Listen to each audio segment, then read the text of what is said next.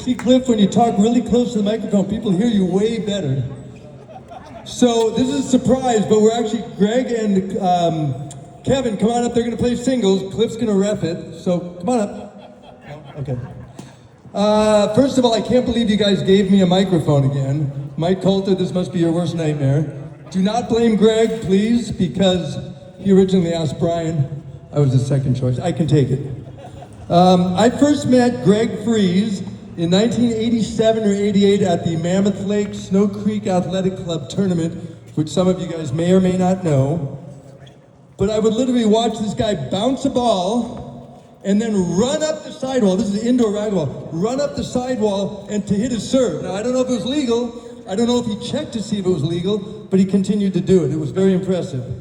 He loved the high altitude of Mammoth, and he actually hit some, you know, most people hit a 3-wall shot. Greg could hit a 4-wall shot with the altitude, so it was very impressive.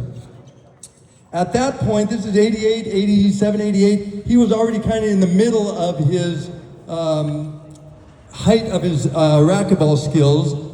And in 1980, when he was either 21 or 22, we'll have to verify that, he beat Bobby Stocker, who had just been in the final the previous year. This was kind of Greg's coming out party for outdoor racquetball. So that started his 27-year outdoor racquetball career. In singles, he had a nearly 20-year span of being in the quarterfinals or better at nationals. I don't know if that's been topped or met, but it's an incredible record. He did win the singles title in 1990, taking down one of our current announcers, Craig Clubber Lane, in the final. I'm sure Craig's glad I brought that up. His last competitive singles match came in 2006 at the age of 47 against who else but Rocky Carson, where he lost a tough battle, 15-14, 15-14. Those scores are approximate. Talking to Chris McDonald just a couple days ago, he told me that he might have been the one who helped Greg into retirement, but not in a good way. It was 2006, round of 16s. Jesus, you were there, you and I were playing together. We happened to be playing against Greg and Chris, and for whatever reason, Jesus and I decided to lob continually, not Greg, but Chris, the tennis player, where he proceeded to skip probably 15 balls in a row, much to Greg's chagrin.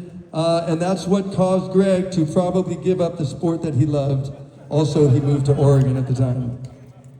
In doubles, he and his partner Dan Southern won the title in 1994. He also teamed with Brian Hawks in 1991.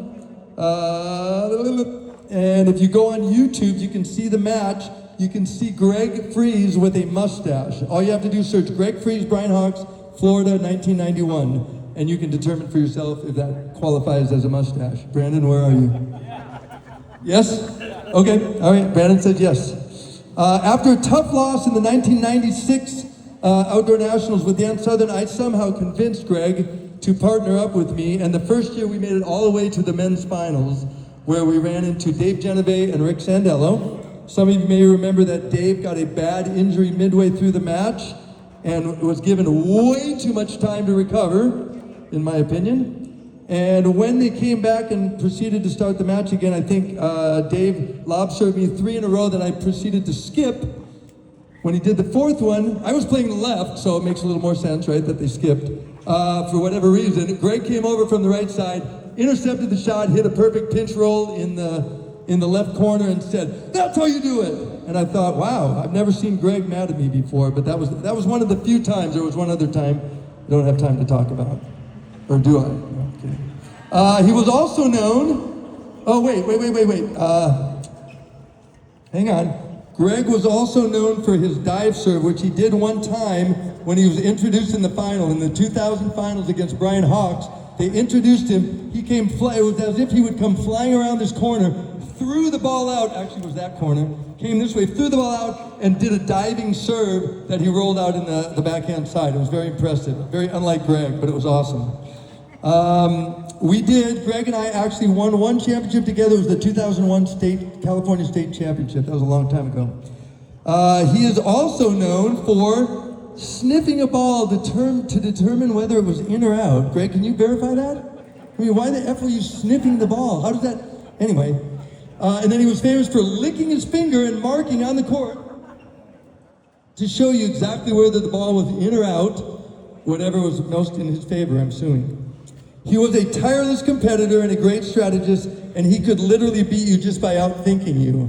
And finally, yes, there's an end to this, Greg and I teamed up for one other title that I debated even mentioning, but I have to say it because it was the only gold medal I have ever won in that other sport.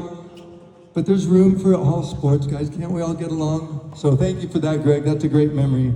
I am proud to call him a one-time partner and a full-time friend. Ladies and gentlemen, the man, the myth, the legend, Greg Freeze. Come on up, Greg.